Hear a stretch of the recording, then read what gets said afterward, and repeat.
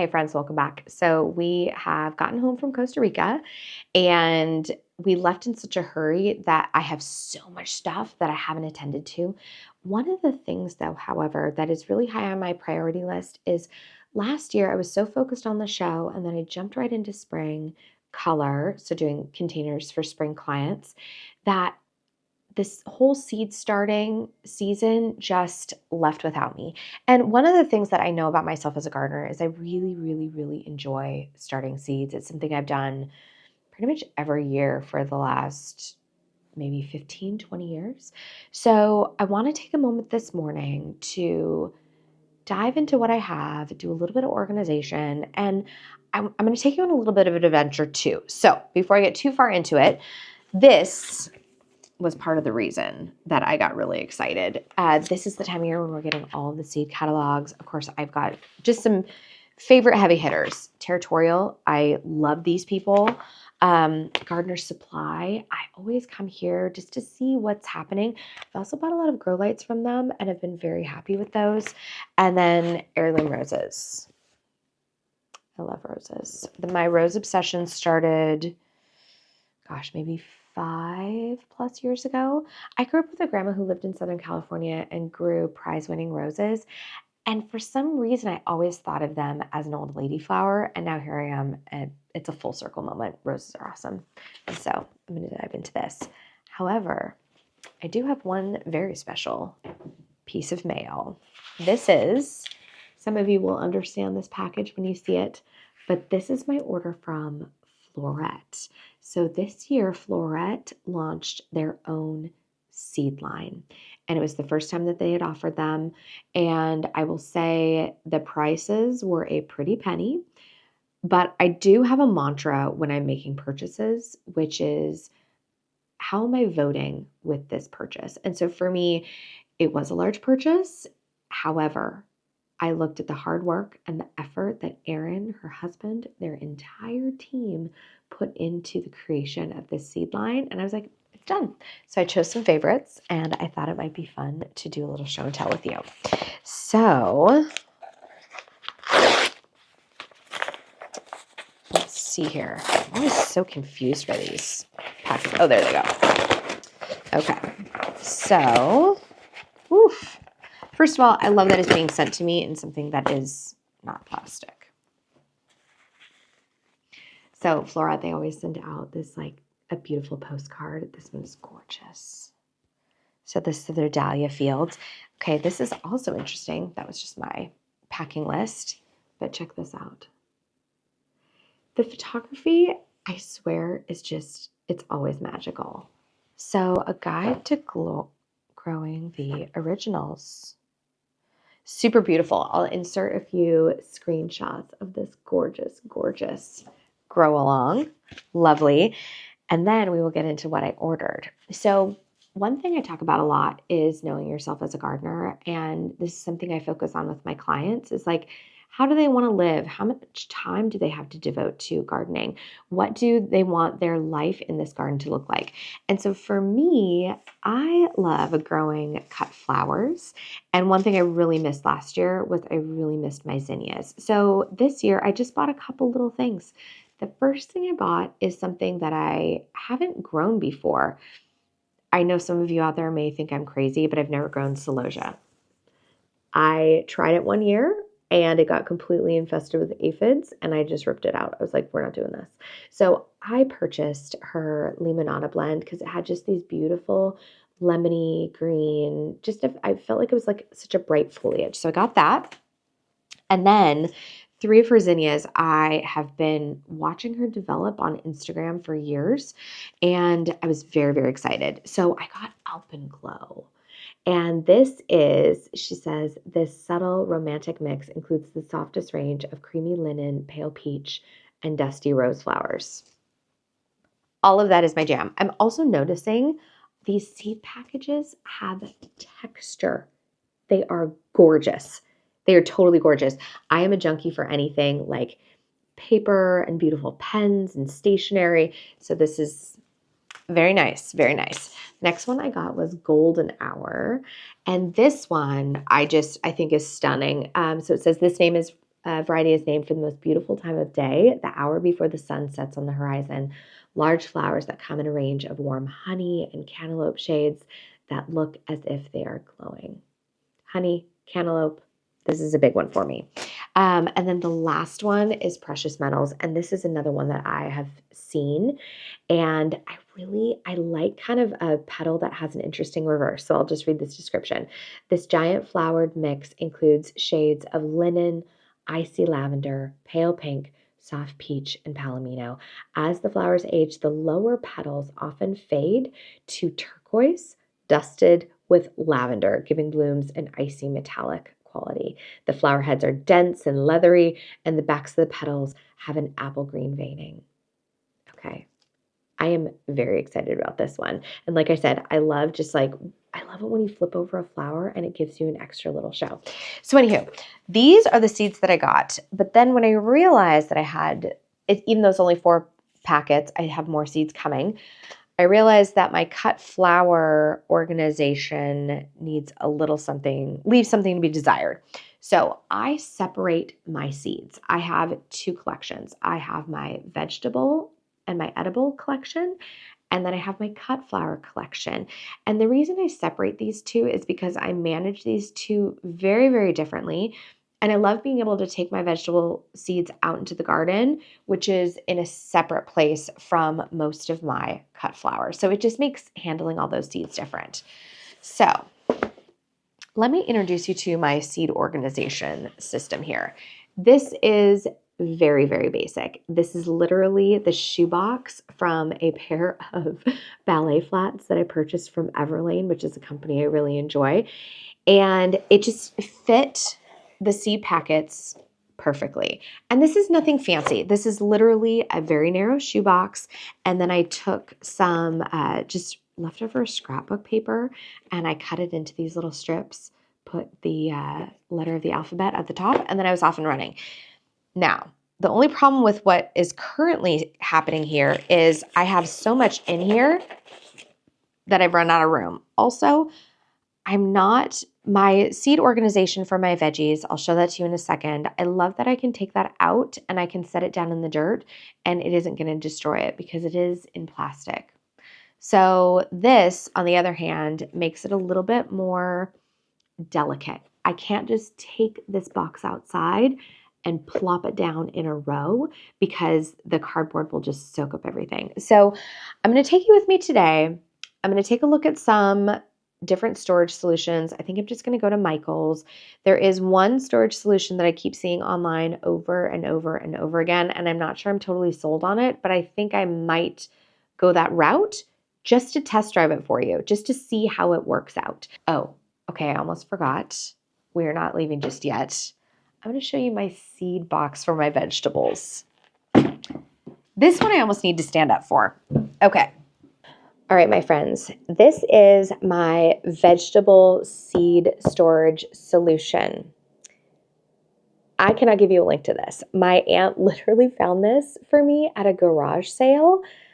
I don't know, maybe like 10 years ago, and I've literally been using it ever since. In fact, the kids, when I taught edible gardening, we referred to this as the magic green box because this has all the treasures in it. So I'm going to tip it a little bit and show you what we're working with here because I wish I could buy another one of these.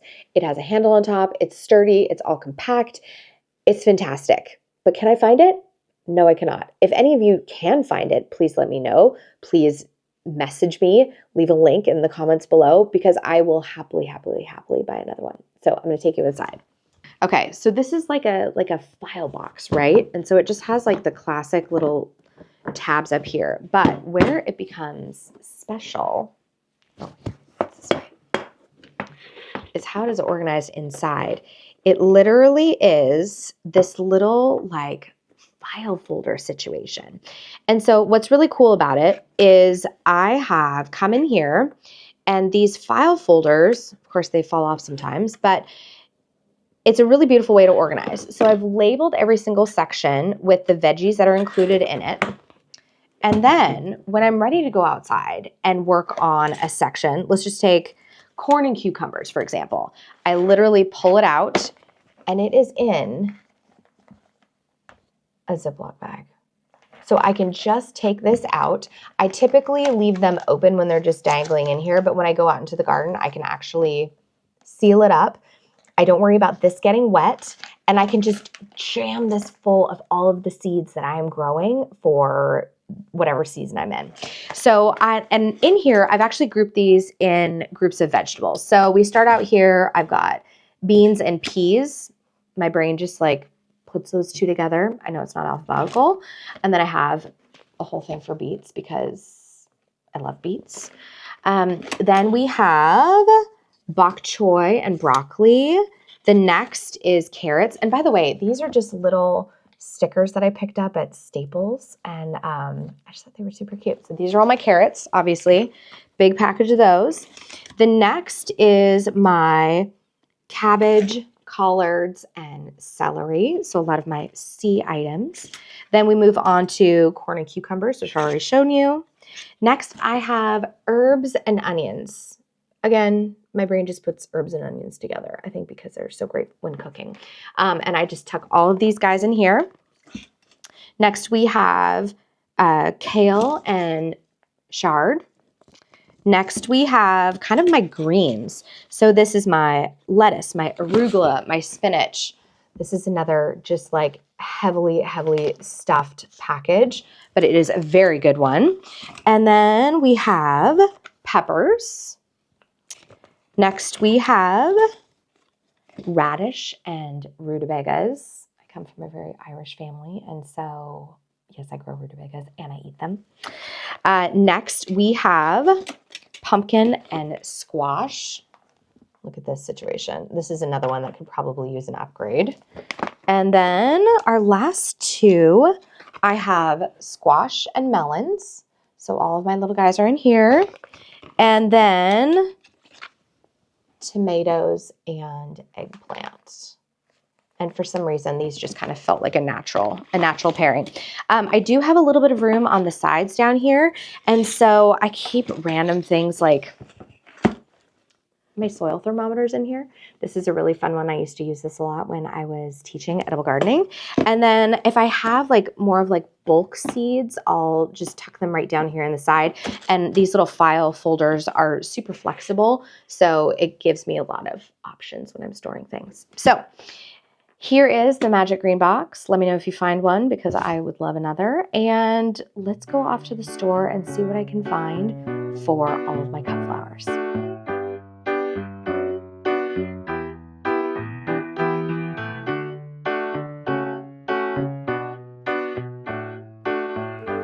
Okay, I don't know why Michael's is always so quiet.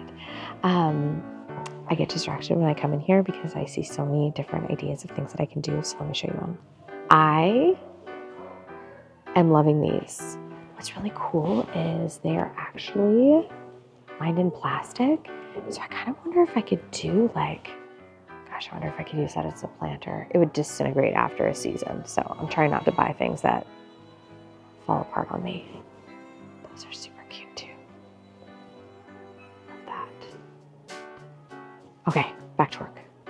Photo boxes are always an option, but again, I want to put it in a puddle. I just have to be really realistic.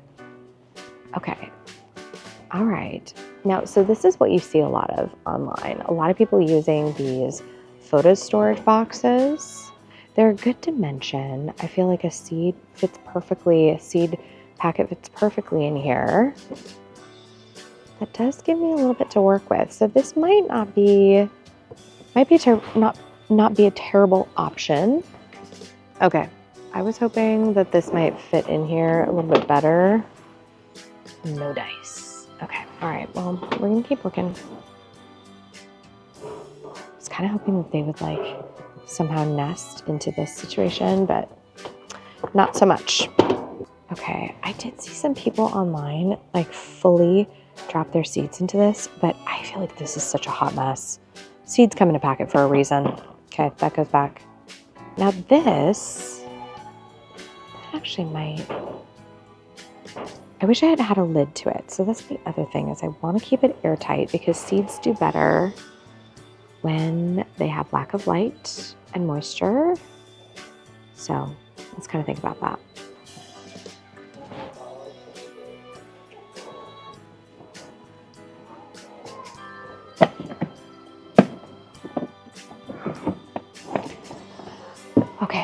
So this is like the green bin that I love, but it only has file folder holders going this way, and that green bin has them going that way. So this is a no-go. This is the one that I see tons and tons of people utilize. It is on sale. I don't know, part of me says, let's just give this a go, try it for a season. And if nothing else, it's like a pretty minimal investment. I can use this for storing like craft supplies, all that kind of stuff. It'll definitely have another home if it doesn't work out. I'm gonna pick this up. We're gonna do a little spin around the store, see if I find anything else, but I think this might be, I think I just might have to go basic. I've seen it everywhere. Obviously a lot of people use it, so let's just see how it shakes out. So I came over here because my partner was like, look, it says hello, like Hello Garden. And then I was like, here, and I'm like, who's Karina? And he's like, Kate, it's Karma. And I was like, oh, right, super cool. Okay, I do think I'm getting this though. She's super cute. Okay.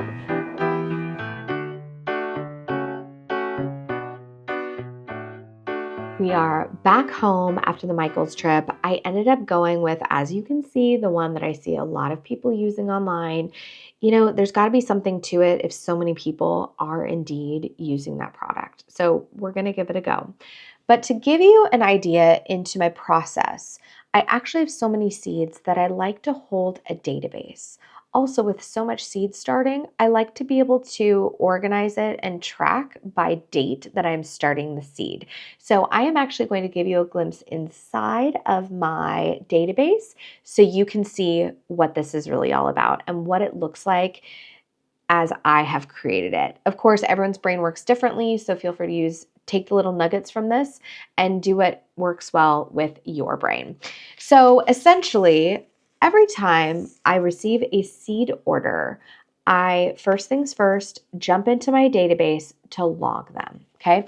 So introducing you to my database here, I have several categories. I have cut flowers, I have veggies, I have my bulbs and my tubers. That's another one. That's another layer to this organization.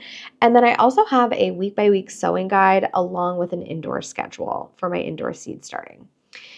What you're going to see is this is just some basic Excel. I have how the seed relates to my last frost date. I have that abbreviated up top, LFD. I have a status. So as our seed starting calendar begins, I can click here and we can add a status. Is it sowed? Is it so on and so forth? I also make a notation here whether it is started indoor or if I direct sow it or if both are an option. I then have the flower, the variety, and the purchase status. So do I have it? Have I ordered it? Have I received it? The source that it is coming from. And then I also have if it needs to be succession sown, along with height, days to maturity, and any odd little bits and notes that I have. So with my most recent Floret order, I'm actually going to scroll all the way to the bottom here. And this is where I have my zinnias. And you can see I already have a lot here. So I'm just going to kind of go back to the bottom. I'm going to direct sow these. This is a zinnia. And I'm adding precious metals. And received and floret. Okay. And then next is golden hour. So I'm really just kind of continuing right along here.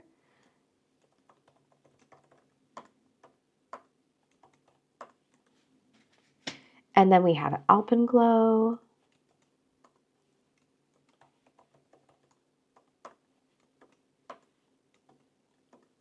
And typically when I do an order, I will actually go in here and track the order, and then I can make notes when it's received. And then for the last, let's actually drop this whole thing down here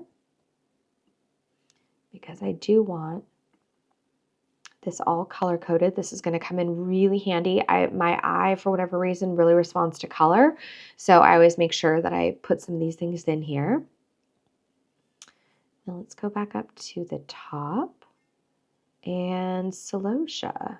You can see I've clearly tried to grow celosia before without success, so I still have some of the seeds there. Actually, let's go down here, copy, paste that down, starting it indoor. There we are. And Limonata and received and Floret. Okay, so there you have it. And then what you can see here is I'll go down to veggies. And this is just like a basic overview here. I actually need to update this. And then we have bulbs and tubers. So what I've got going on here. And then a week by week guide that I really actually super need to update. And then what I can do is I can actually go through, pull out all the seeds that need to be started indoors, and then I generate a guide from there. Okay, so now that we have these entered, I'm actually going to start the large process of converting to the new storage system that I have purchased.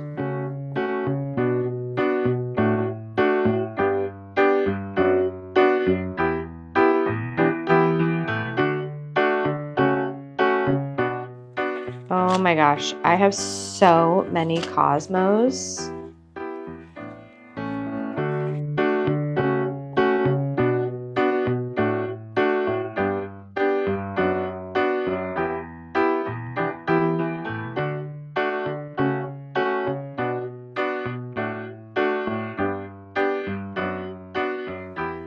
Going through this, I've run into a little bitty hiccup.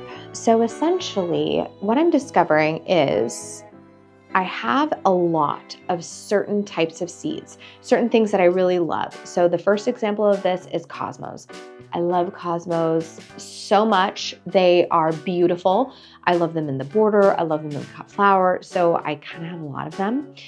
So I ended up putting Cosmos and Celosia, which I also have a ton of, even though I haven't grown them before because they all got aphids last year. I ended up having a ton of both of those categories. And so my seed category was too big. So I pulled out the Cosmos, I pulled out the Celosia, and I put them in their own special container. Now, the second thing I ran into is this. This is pelletized campanula. So pelletized means essentially like this is a super tiny seed, and so they're going to put a bunch of stuff around it so you can actually pick out one of these seeds to plant it. Otherwise, it is a massive ordeal. So the tricky thing is, though, is that they come upright, and these, like this one's from Johnny's, right? So I think what I need to do is I think I need to shift it to the side so it can like sit more firmly down in the bottom of the envelope. And then I can layer them. I don't know if you can see that, but then I can layer them one on top of the other. And I'm actually putting these in the opposite direction to my other seeds because these ones have all the seeds more towards the bottom. And so I have a little bit more volume room here at the top. And then, voila, they all fit. Okay, cautiously optimistic here. So I'm going to go through the rest of my seeds at this time. We'll play a little bit of music. If organization is your jam, you're welcome. And I am not going to worry about the seed dates just yet. I feel like I'm going to tackle that at another time. Some of these seeds are 2 or 3 years old. It just means their germination rate has dropped a little bit, but I'm kind of not worried about it because I have so many seeds to work with. So off I go. Let's get into it.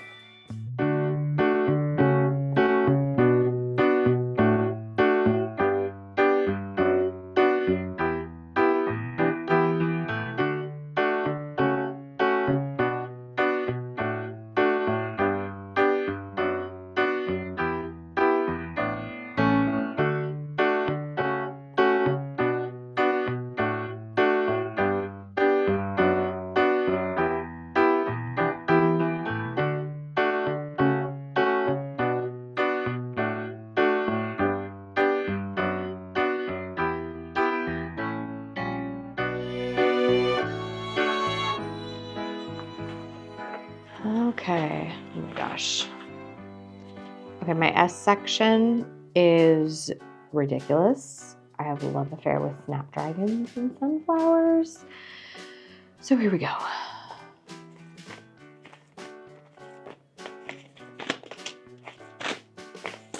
Oh, I love Scabiosa too.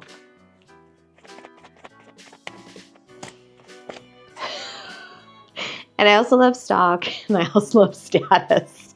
So clearly we have a need. Oh, this is gonna be a challenge. Okay.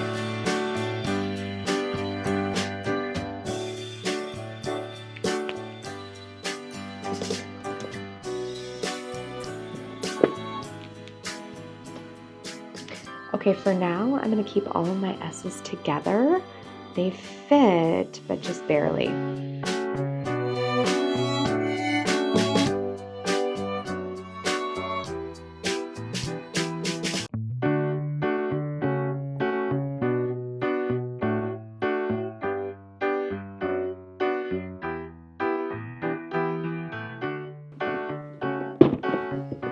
Okay, my friends, so there we have it. I was able to get my entire cut flower seed collection organized in here. I think the next step for me is to go through some of the little random pollinator mixes that I have. I have a few baggies of like, this is Hollyhock Night Watchman that I saved from my plant last year. So I think the next step is going to be getting some of these things organized in their own pouches and then kind of sift them into this larger collection. So far so good. I am shockingly impressed with how this looks and how it came together. I don't know why, but I was really nervous about if it would be clumsy or I would fumble with everything too much. But I think this is actually going to save my brain a little bit because I can really quickly target in on, okay, I'm working on zinnias today. Okay, now I'm going to work on my snapdragons, which actually I need to work on ASAP. But so far, so good. I feel like this has some good potential here. The other thing that you're going to notice is I used a chalk marker. And granted, this is not going to stand up very well to weather if I am outside and it's pouring rain. But for this initial sort, I wanted to be able to change my mind. I wanted to be able to work with this a little bit and make some adjustments and not feel like I'm locked into some sort of like permanent marker label situation. So that will probably come, just being really honest. I love my P-Touch label maker. I love using the labels that are water resistant, but for the time being, this is a great place to start. So in any event, I hope you have enjoyed a little rainy day organization with me. I still feel like I got some great progress done for my garden, even when I can't necessarily be outside. So say hello to your garden for me, and I'm going to see you in the next one.